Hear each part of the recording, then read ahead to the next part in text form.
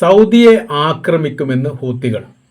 2022 വെടിനിർത്തലിന് ശേഷം ഇതാദ്യമായിട്ടാണ് ഹൂത്തികൾ സൗദി അറേബ്യക്ക് നേരെ ആക്രമണം നടത്തും എന്ന് പരസ്യമായിട്ട് പ്രഖ്യാപിച്ചത്. അതിനാസ്പദമായിരിക്കുന്ന സംഭവത്തെക്കുറിച്ചുള്ള വിശദീകരണ കുറിപ്പും അവർ പുറത്തിറക്കിയിട്ടുണ്ട്. കഴിഞ്ഞ ദിവസം യമന്റെ വ്യോമാതിർത്തി സൗദി ലംഘിച്ചു എന്നാണ് ഹൂത്തികളുടെ ആരോപണം. ഒരു ഇറാനിയൻ സിവിലിയൻ വിമാനം സന വിമാനത്താവളത്തിൽ ഇറങ്ങുന്നത് തടയാൻ സൗദി യുദ്ധവിമാനം ശ്രമിച്ചു എന്ന് ഹൂത്തികൾ ആരോപിക്കുകയും അതിനാസ്പദമായിരിക്കുന്ന തെളിവുകൾ നികത്തുകയും ചെയ്തു. ഇത്തരം സംഭവം ഇനിയും ആവർത്തിച്ചാൽ സൗദിയുടെ വിമാനത്താവളവും സാമ്പത്തിക മേഖല, കര, കടൽ അടിസ്ഥാനമാക്കുന്ന ഏരിയകൾ ഇവ ലക്ഷ്യമാക്കിക്കൊണ്ട് ഹൂത്തികൾ ആക്രമിക്കും എന്നാണ് സൗദി അറേബ്യക്ക് ഹൂത്തികളുടെ മുന്നറിയിപ്പ് നൽകിയിരിക്കുന്നത്. ഇതിന് മറുപടിയായിട്ട് സൗദി അറേബ്യ പറയുന്നത് യമന്റെ പരമാധികാരം ലംഘിക്കരുത് എന്നും അത് ലംഘിക്കുന്നതുമായി ബന്ധപ്പെട്ടാണ് തങ്ങൾ ആക്രമിക്കുക എന്ന പരാമർശമല്ല, നിരീക്ഷിക്കുക എന്നാണ് പറഞ്ഞത്. നിരീക്ഷിക്കാൻ വേണ്ടി ശ്രമിച്ചത് എന്ന തരത്തിൽ അവർ പ്രതികരണം നടത്തുകയും ചെയ്തു. നമുക്കറിയാം, യമൻ എന്ന് പറയുന്ന രാജ്യത്ത് ആ രാജ്യത്തിലെ ഭരണ സംവിധാനം ഒരു പക്ഷത്തും വിമതപക്ഷമായിരിക്കുന്ന ഹൂത്തികൾ മറുപക്ഷത്തുമുള്ള ഒരു വലിയ ഏറ്റുമുട്ടലുകൾ ഒരുപാട് കാലം അവിടെ നടന്നിട്ടുണ്ട്. തലസ്ഥാനമായിരിക്കുന്ന സെന വരെ ഇപ്പോൾ ഹൂത്തി വിഭാഗത്തിൻ്റെ കൈവശത്തിലാണ്. അതുകൊണ്ടാണ് ചെങ്കടലിൻ്റെ അതിർത്തി പങ്കിടുന്ന മേഖലയെല്ലാം അവരുടെ നിയന്ത്രണത്തിലായത് എന്ന് ചുരുക്കം. നിലനിൽക്കുന്ന ഗവൺമെൻറ് സംവിധാനത്തെ പിന്തുണക്കുന്ന രാജ്യമാണ് സൗദി അറേബ്യയും UAEയും അമേരിക്കയും അടക്കം ഉള്ള രാജ്യങ്ങൾ. വിമതപക്ഷമായിരിക്കുന്ന ഒരു ബദൽ സംവിധാനമായിരിക്കുന്ന ഹൂത്തികളെ പിന്തുണക്കുന്ന രാജ്യം എന്ന് പറയുന്നത് ഇറാനാണ്. ഷിയ മിലിറ്റന്റ് ഗ്രൂപ്പാണ് ഈ ഹൂത്തികൾ എന്ന് പറയുന്നത്. അതുകൊണ്ട് അവരെ പിന്തുണയ്ക്കുകയും അവർക്ക് വലിയ രീതിയിൽ സഹായം നൽകുകയും ചെയ്തു. ഇവിടെ യമനെ കേന്ദ്രീകരിച്ചുകൊണ്ട് വിമാനങ്ങൾ വരിക എന്ന് പറഞ്ഞാൽ യമന്റെ ഗവൺമെന്റിനെ ലക്ഷ്യമാക്കിയിട്ട് വരിക എന്നുള്ളതാണ് ഉദ്ദേശിക്കുന്നത്. അപ്പോൾ ഇപ്പോൾ വന്നിരിക്കുന്ന വിമാനം എന്ന് പറയുന്നത് ഹൂത്തികളുടെ ഭാഗത്തേക്ക് സെന തലസ്ഥാനമായിരിക്കുന്ന മേഖല കേന്ദ്രീകരിച്ചുകൊണ്ടുള്ള എയർപോർട്ടിലേക്കാണ് വന്നത്. ആ വന്നത് യഥാർത്ഥത്തിൽ എന്ത് വസ്തുക്കളുമായിട്ടാണ് എത്തിയത് എന്ന കാര്യത്തിലാണ് ഇപ്പോൾ വലിയ രീതിയിലുള്ള സന്ദേഹം വരുന്നത്. ഇറാന്റെ ആയുധങ്ങളുമായിട്ട് ഹൂത്തികൾക്ക് വേണ്ടി തലസ്ഥാനമായിരിക്കുന്ന സെന വിമാനത്താവളത്തിലേക്ക് എത്തിയ വിമാനമാണ് നിരീക്ഷിക്കപ്പെട്ടത് എന്നാണ് മനസ്സിലാക്കാൻ വേണ്ടി പറ്റുന്നത്. ഈ കാര്യത്തിലൊക്കെ ഒരുപാട് അവ്യക്തതകളുണ്ട്. രണ്ട് രാജ്യങ്ങളും കൃത്യമായ രീതിയിൽ ഇതിനെക്കുറിച്ചുള്ള വിവരങ്ങളൊന്നും പറയുന്നില്ല. ആയുധങ്ങൾ എത്തിക്കാനുള്ള വലിയ രീതിയിലുള്ള ശ്രമത്തിൻ്റെ ഭാഗമായി ഈ ഹൂത്തികൾക്ക് വേണ്ടിയിട്ട് ഇറാൻ ചെയ്തിരിക്കുന്ന സഹായമാണ്. ഇത് ഭാവിയിൽ യമൻ സർക്കാരിനെ സാരമായിട്ട് ബാധിക്കും. കാര്യം ആഭ്യന്തരമായിരിക്കുന്ന വിഷയങ്ങൾ ഉണ്ടാക്കാൻ വേണ്ടിയിട്ടോ രാജ്യത്തിലെ ഭരണം അട്ടിമറിച്ചുകൊണ്ട് പുതിയ സംവിധാനം സൃഷ്ടിക്കാൻ വേണ്ടിയിട്ടോ ഹൂത്തികൾ ശ്രമിക്കുന്നുണ്ടോ എന്നൊരു സംശയമാണ് ഇപ്പോൾ ഇവിടെ നിലനിൽക്കുന്നത്. മുൻകാലങ്ങളിലേക്ക് തിരിച്ചു പോകുകയാണോ ഇപ്പോഴത്തെ അവസ്ഥയിൽ നിന്ന് മനസ്സിലാകുന്നത് എന്ന തരത്തിലുള്ള അഭിപ്രായമൊക്കെ ഇപ്പോൾ പുറത്തു വന്നിരിക്കുകയാണ്. അഥവാ ഹൂത്തികളും സൗദി അറേബ്യയും തമ്മിലൊക്കെ ഒരുപാട് കാലം ഏറ്റുമുട്ടൽ നടന്നിട്ടുണ്ട്. വലിയ രീതിയിലുള്ള നഷ്ടങ്ങളും അപകടങ്ങളും മരണങ്ങളും ദുരന്തങ്ങളൊക്കെ ഉണ്ടായതാണ്. അത് ഏറെക്കുറെ ശാന്തമായത് 2022 പിന്നീട് വീണ്ടും അത് പുനഃസൃഷ്ടിക്കുകയാണോ എന്നൊരു സംശയം കൂടി ഇപ്പോൾ ലോകരാജ്യങ്ങൾക്കിടയിൽ വലിയ രീതിയിലുള്ള അഭിപ്രായമായിട്ട് വന്നിരിക്കുകയാണ്. 2014 ഹൂത്തികൾ യമന്റെ തലസ്ഥാനമായിരിക്കുന്ന സന പിടിച്ചെടുക്കുന്നത്. 2015 മാർച്ച് 26 സൗദിയുടെ നേതൃത്വത്തിൽ സഖ്യസേന യമനിലെ സൈനിക വിഭാഗത്തോടൊപ്പം ചേരുകയും സർക്കാരിന് വേണ്ടിയിട്ട് ഹൂത്തികളുമായി യുദ്ധത്തിൽ ഏർപ്പെടുകയും ചെയ്തു. ആ യുദ്ധം 2014 മുതൽ 2022 വരെ നിലനിന്ന 2022 ആദ്യഘട്ടത്തിൽ വരെ നിലനിന്നിരുന്ന വലിയ രീതിയിലുള്ള യുദ്ധത്തിൽ വലിയ നാശങ്ങളും നഷ്ടങ്ങളും ഉണ്ടായി. 2022 മധ്യത്തോടുകൂടി UN-ന്റെ നേതൃത്വത്തിൽ ഒരു മധ്യസ്ഥ ചർച്ച നടത്തുകയും വെടിനിർത്തൽ പ്രഖ്യാപിക്കുകയും ചെയ്തു.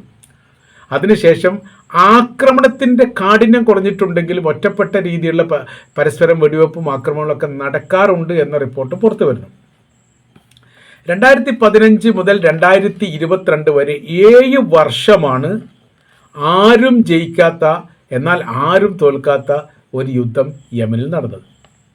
അപ്പോൾ അങ്ങനെ നോക്കുന്ന സമയത്ത് യഥാർത്ഥത്തിൽ യമൻ സർക്കാർ ആഭ്യന്തരമായിരിക്കുന്ന വിഷയങ്ങൾ, അതായത് വിമത ശല്യം എന്നാണ് അവർ അതിനെപ്പറ്റി പറയുന്നത്. അത്തരം വിഷയങ്ങൾ ഉണ്ടായ സമയത്ത് അമേരിക്കയോടാണ് സഹായം അഭ്യർത്ഥിച്ചത്. അതിൻ്റെ കാര്യം എന്ന് വെച്ചാൽ അമേരിക്കയുമായിട്ട് സഖ്യകക്ഷിയാണ് യമൻ എന്നതിനാൽ അവരോട് സഹായം തേടിയ സമയത്ത് അമേരിക്ക പറഞ്ഞിരിക്കുന്ന കാര്യം, ഇത് ആ രാജ്യത്തിൻ്റെ അകത്തുള്ള രണ്ട് വിഭാഗമാണ് എന്നതിനാൽ ഞങ്ങളിതിൽ ഇടപെടുന്ന സമയത്ത് അതൊരു വൈകാരിക തലം ഉണ്ടാവുകയും മറ്റ് മുസ്ലിം രാജ്യങ്ങൾ തങ്ങൾക്കെതിരെ തിരിയാനുള്ള സാധ്യത ഉണ്ട് എന്ന് തങ്ങൾ മനസ്സിലാക്കുകയും ചെയ്യുന്നു.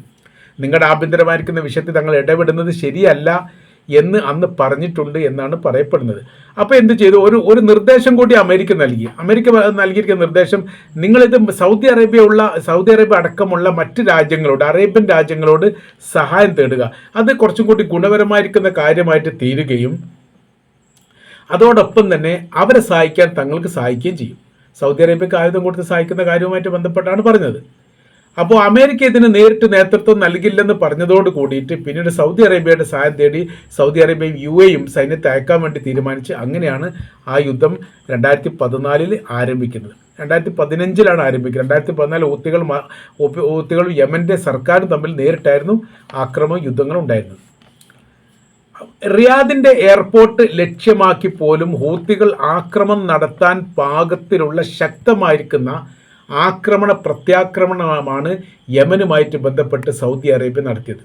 നിസ്സാരമായിരിക്കുന്ന ഈ ആക്രമണ രീതികളൊന്നുമല്ല. മിഡിൽ ഈസ്റ്റിലെ ഇസ്രായേൽ കഴിഞ്ഞാൽ ഏറ്റവും വലിയ സൈനിക ശക്തിയുള്ള രാജ്യം സൗദി അറേബ്യ തന്നെയാണ്. ആ സൗദി അറേബ്യയാണ് യമനുമായിട്ട് ഏറ്റുമുട്ടിയത്. അപ്പോൾ അതിൽ പറയുന്നത് 10,000-ലധികം സൈനികർ 3 വിഭാഗങ്ങളിലായി അവിടെ കൊല്ലപ്പെട്ടിട്ടുണ്ട്. 3 വിഭാഗം എന്ന് പറയുന്നത് ഏതാണ്? ഒന്ന് സൗദി അറേബ്യയാണ്, അതായത് യമനെ സഹായിക്കാൻ വേണ്ടിയിട്ട് ആ രാജ്യത്തിലേക്ക് പ്രവേശിച്ച അല്ലെങ്കിൽ ആ രാജ്യത്തിൻ്റെ അതിർത്തിയുമായിട്ട് ബന്ധപ്പെട്ട് കാവൽ നിൽക്കുന്ന രാജ്യത്തിൻ്റെ സൈനികർ. രണ്ടാമത്തത് ഹൂത്തികളാണ്. ഹൂത്തികൾ വെച്ചാൽ പ്രതിരോധവുമായിട്ട് ബന്ധപ്പെട്ട് സൗദി അറേബ്യ അടക്കമുള്ള രാജ്യങ്ങളെ പ്രതിരോധിക്കുന്ന വിഭാഗം. മൂന്നാമത്തത് യമൻ്റെ ഗവൺമെൻറ് സൈന്യമാണ്. ആ 3 വിഭാഗം കൂടി ചേരുന്ന സമയത്ത് ഇത്രയും വലിയ രീതിയിലുള്ള സൈനിക നഷ്ടം ആ യുദ്ധവുമായിട്ട് ബന്ധപ്പെട്ട് ഉണ്ടായിട്ടുണ്ട് എന്നാണ് ഇതിൻ്റെ ഭാഗമായിട്ട് കാണാൻ വേണ്ടി സാധിക്കുന്നത്. എന്നാൽ സൗദി അറേബ്യക്ക് മാത്രമാണോ സൈന്യം നഷ്ടപ്പെട്ടത്? അല്ല, UAE അതിൽ സഖ്യകക്ഷിയായിരുന്നു സൗദി അറേബ്യയുടെ. UAEക്കും വലിയ രീതിയിലുള്ള സൈനിക നഷ്ടം ഉണ്ടായിട്ടുണ്ട് എന്നുള്ളതാണ്. ഇനി സാധാരണക്കാരുടെ മരണം ഇതിൻ്റെയൊക്കെ ഇരട്ടിയായിട്ട് 3 ഇരട്ടിയോളം അധികം സാധാരണക്കാർ അവിടെ കൊല്ലപ്പെട്ടിട്ടുണ്ട്. യുദ്ധവുമായിട്ട് ബന്ധപ്പെടുന്ന സമയത്ത് കൃത്യമായ രീതിയിലുള്ള കണക്കുകളൊന്നും കിട്ടൂല, കൃത്യമായി സ്വരൂപിക്കാൻ വേണ്ടി സാധിക്കുകയില്ല. അങ്ങനെ പറഞ്ഞു പോകുമെന്നല്ലാതെ യുദ്ധത്തിൻ്റെ കെടുതിയും ദുരന്തങ്ങളും വിഷയങ്ങളും ഒക്കെ കഥകളായിട്ട് എഴുതാൻ വേണ്ടിയിട്ട് വളരെ സുഖമാണ് എന്നല്ലാതെ, അല്ലെങ്കിൽ വാർത്തയിൽ പറയാൻ വളരെ സുഖമുണ്ട് എന്നല്ലാതെ അനുഭവിക്കാൻ അത്ര സുഖമൊന്നും ഉണ്ടാവില്ല. 2015, 2017, 18, 19, 20, 21, 22 ഈ കാലയളവിനെല്ലാം Jizan, Najran, Riyadh, Khurais, Jeddah എന്നീ പ്രദേശത്തെ വ്യത്യസ്തമായിരിക്കുന്ന മേഖല കേന്ദ്രീകരിച്ചുകൊണ്ട് ഹൂത്തികൾ ആക്രമണം നടത്തിയിട്ടുണ്ട്. ബാലിസ്റ്റിക് മിസൈൽ, ക്രൂയിസ് മിസൈൽ, റോക്കറ്റുകൾ, മറ്റ് അത്യാധുനികമായിരിക്കുന്ന ഉപകരണങ്ങളെല്ലാം ഉപയോഗിച്ചു കൊണ്ടുള്ള ആക്രമണം ഈ മേഖല കേന്ദ്രീകരിച്ചുകൊണ്ട് അവർ നടത്തിയിട്ടുണ്ട് എന്ന് ചുരുക്കം. സന, റിയാദ് ഇവിടെ നമ്മൾ ദൂരം കണക്കാക്കുന്ന സമയത്ത് ഏകദേശം വ്യോമ ദൂരമാണെങ്കിൽ 1080 കിലോമീറ്ററാണ് സനിൽ നിന്ന് റിയാദിലേക്കുള്ള ദൂരം. ഇനി കരമാർഗമാണ് നോക്കുന്നതെങ്കിൽ ഏകദേശം 1500 കിലോമീറ്ററാണ്. മറ്റത് നമ്മൾ ആകാശ ദൂരമാണ് പറഞ്ഞത്, മറ്റത് പറഞ്ഞത് ഭൂമിയിൽ നിന്നുള്ള ദൂരമാണ്. അപ്പോൾ ഇത്രയും ദൂരത്ത് നിന്നാണ് യഥാർത്ഥത്തിൽ എന്ത് ചെയ്തത്? ഹൂത്തികൾ സൗദി അറേബ്യ ആക്രമിച്ചത് ചുരുക്കം.